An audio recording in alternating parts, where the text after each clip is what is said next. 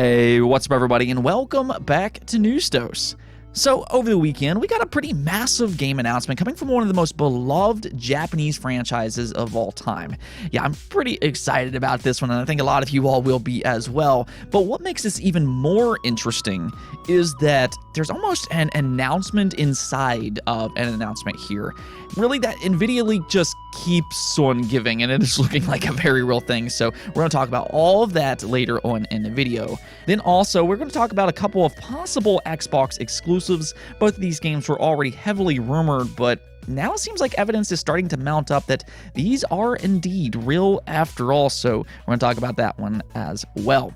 If you do find yourself enjoying the video though, make sure to hit that bell notification, subscribe, and like button below. That way you can keep up to date with all the latest gaming news as I'm here every single week, Monday through Friday.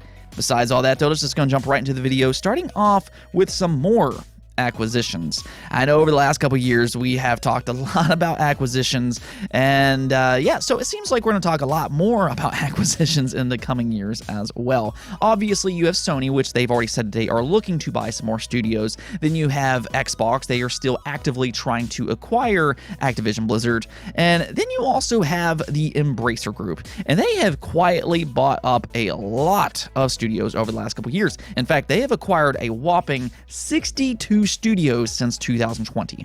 Yeah, that is absolutely insane, and according to Video Game Chronicles, they have 115 internal game development studios and 10 operating groups, including THQ Nordic, Koch Media Deep Silver, Saber Interactive, and even Gearbox Software, which is the studio behind Borderlands. So they already have a ton of resources, but that's kind of the thing, because it looks like that they are not going to slow down even in the slightest in the coming years. According to their CEO, in an interview with Financial Times, he said that they are planning to make a similar number of acquisitions in the coming months and years. Yeah, so by this point, they are quietly gobbling up a lot of studios. At the same time, though, they typically don't really target bigger studios. Most of their acquisitions tends to be a little bit more on the low-key side of things, with a few occasional big names such as Gearbox. Besides all that, though, I do kind of wonder what their end goal is. Are they really looking to just simply pump out as many games as they possibly can in a short time frame, or is there something else going on here that we just haven't heard of as of yet?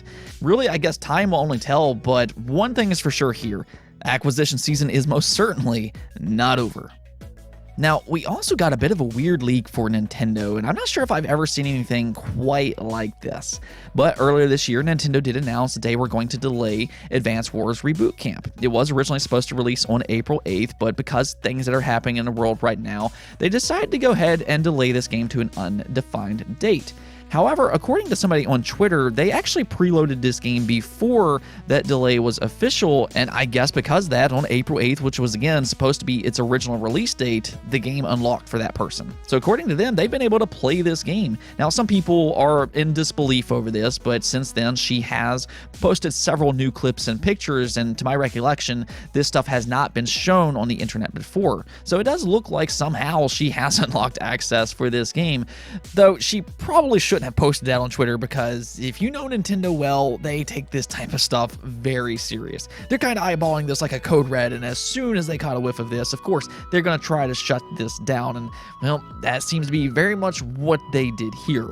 She did actually make another post later on saying that Nintendo have sent an email saying they're canceling my purchase and refunding. Was fun while it lasted, got a few missions of the first game's campaign done. Yeah, so I think that it comes as no big surprise Nintendo, they put a stop to this pretty quickly, but it is interesting that this game unlocked in the first place for anybody. I do wonder if there was other people out there that it unlocked for, and maybe they're just trying to keep it a little bit more discreet, so again, Nintendo doesn't take that game away from them. It is what it is though, and I think now we're just kind of waiting for an official release date. We know that this game is finished, and I mean, it's just been a very unfortunate situation where there's some awful things happening in the world right now, so they decided to push this game back. For those that are really anxious to play this game though, we'll just have to kind of wait and see how long they decide to delay Advance Wars Reboot Camp. Let's go and talk about this massive Japanese game announcement though, as Kingdom Hearts 4 is now official. It got a brand new trailer at the Kingdom Hearts 20th anniversary. Now this was a major surprise for a lot of fans out there. I don't know if it was as big of a surprise for like you die-hard Kingdom Hearts fans out there though. I actually saw a tweet last week where a Kingdom Hearts fan was actually speculating that this announcement was about to happen, and yeah, big hats off to Miraculous Maku because you was exactly right. Definitely good job on your part. But it is now official. Kingdom Hearts 4 is a real thing, and it is looking absolutely spectacular. Now, as you can see here, Sora is back in a more realistic world, which I think is going to give a lot of opportunities. I'll get back to that here in a moment. But the first big news alert is that Sora is back with normal size feet. He does not have those big goofy clown-looking shoes on. He's just running around in some more normal-looking shoes, though this is fitting for the universe that he is in, at least at this part of the game. Kingdom Hearts 4, though, does look exceptional in what appears to be actual gameplay, and they did say that it is running in real time using Unreal Engine 4, but interestingly enough, according to a new Famitsu report, they say that the full game will be made with Unreal Engine 5, and that the quality of the lighting and details will be several levels higher. Now, with them making that transition to Unreal Engine 5, that kind of tells me that this game might still be a little ways away before we officially get to play it for ourselves. And by the time it does release, again, with it being an Unreal Engine 5 game, there is a possibility that they could be just focusing on next generation consoles only with the inclusion of PC. Going back to them having this more realistic looking art direction here though, I think that this actually gives them plenty of opportunities to play around with some different IP here. Now what I mean by that is that in the past they have typically focused on your more Pixar related IP with your few occasional shakeups. There was Jack Sparrow in Pirates of the Caribbean, and then you also had Tron, but with both of those characters they did feel kind of out of place in more of this cartoony like universe. But here with this more realistic art direction, I think that you could bring in these more realistic like characters in a more fitting way. And with Disney expanding so much here in recent years, I mean, they could bring over the Star Wars IP, which it already kind of seems like they're teasing as it is, and also the Marvel universe. There is a real possibility that characters like Spider-Man or Iron Man could come over to Kingdom Hearts 4. That is a very real possibility. Now, I'm just going to kind of say for myself, I'm not really as big into the Disney side of things when it comes to Kingdom Hearts. I'm actually much more interested in the main arcing story, the more Japanese characters, I guess you can kind of say. I do like the Final Fantasy characters. There was The World Ends With You at one point in time. But for me personally, my favorite thing about the Kingdom Hearts franchise really is the overarching story and its original characters. I know it's really hard to get into this franchise because, yes, you have the 4 mainline entries, but then you have the countless spin-offs, which are also important to the story.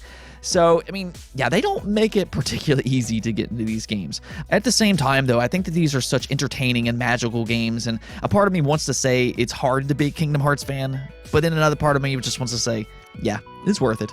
So I do know with Kingdom Hearts 4 being officially announced here and all the excitement that surrounds this game, there's going to be that newfound interest, and fans are going to kind of wonder how to jump into this franchise. And there's actually some pretty good options out there. You can actually pick up the Kingdom Hearts all-in-one collection. I believe it's like $30 physically for the PlayStation 4, and it gives you access to 10 different Kingdom Hearts games. It'll kind of get you caught up on the entire story of the Kingdom Hearts franchise. Now, I do completely understand that that is a pretty big undertaking, but at the same time, as a fan of this franchise, I personally would say that I think it is worth it. Now, one other interesting part about this announcement, though, is the Nvidia Geforce leak. We did actually talk about this last week, but it is starting to look like that leak was a very, very real thing. Regardless of Nvidia trying to sell this as some type of speculative list, it is indeed looking real. Square Enix has basically confirmed this on their own by this point. I mean, if you really take a look at that leak and really just the Square Enix side of things, there was mention of a Chrono Cross remaster, which has been confirmed, that actually just released. Then there was mention of a Tactics Ogre remaster, which has recently been trademarked. Then you had Kingdom Hearts 4, that's now been confirmed, and as you're kind of seeing here, this list is looking indeed very, very real, and this is really exciting because there was some interesting games that popped up on that list. First off, you had various PlayStation games that appeared on there, meaning that they are planning more PlayStation games to come over to PC, including Gran Turismo 7, there was Horizon Forbidden West, there was Returnal, Sackboy, Ratchet & Clank, and even Ghost of Tsushima. Then, of if we go back to the Square Enix side of things, Final Fantasy IX Remake, pretty much all the other Square Enix games have come true, so maybe that Final Fantasy IX Remake is indeed true after all. And then in terms of Capcom games, there was mention of a Dragon's Dogma 2 that's already been rumored, but once again, it appears on this list. There was a Half-Life 2 remaster from Valve, and Titanfall 3 made an appearance on this list, and the list just kind of goes on and on. There are some legitimately very exciting games on this Nvidia Geforce leak, which is starting to prove to be one of the biggest leaks of all time. I'll tell you one thing though, going back to Square Enix, if they really are doing a Final Fantasy IX remake, yeah, I'm gonna be pretty stoked about that.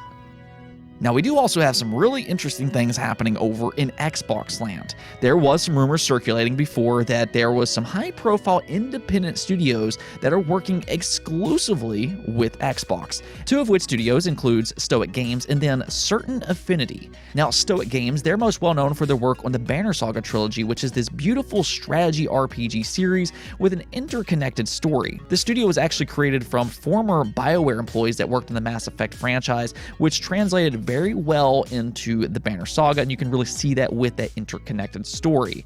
So this is a really talented studio, and reportedly their next project is with Xbox Game Studios Publishing. This is according to Jez Corden over at Windows Central and then Jeff Grubb over at VentureBeat. Both of them have talked about this game in the past, referring to it as Project Belfry. Jeff Grubb's even given a brief description on this game, stating that it has a similar art style as the Banner Saga, which is a beautiful art style, and that it's some type of side-scrolling brawling combat game similar to something like Dragon's Crown. It actually sounds really interesting, as does this Certain Affinity game.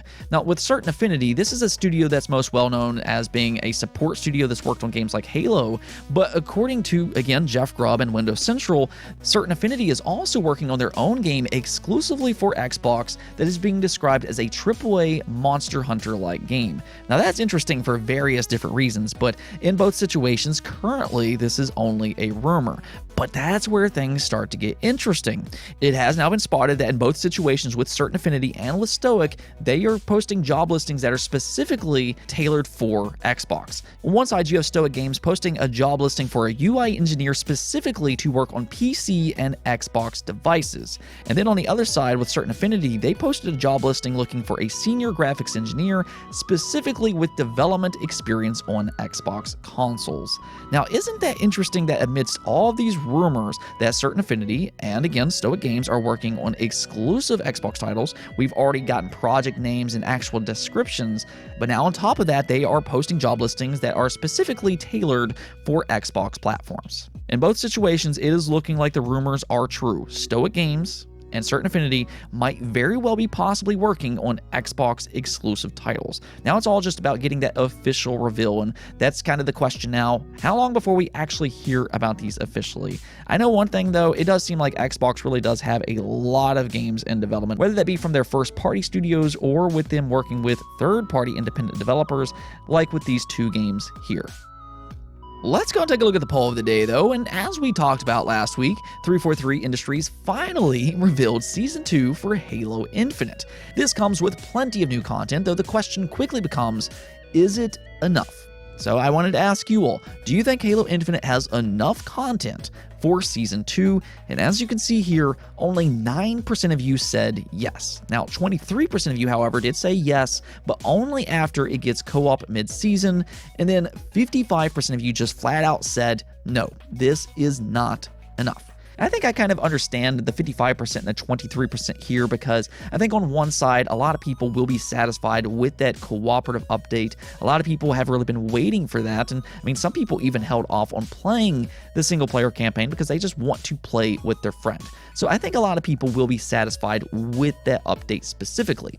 But at the same time, I'm kind of in agreement with the 55% here, because I think competitively, I'm not entirely sure that this is enough content. See, my problem with this, and I said this last week, is really I just don't think it has enough maps.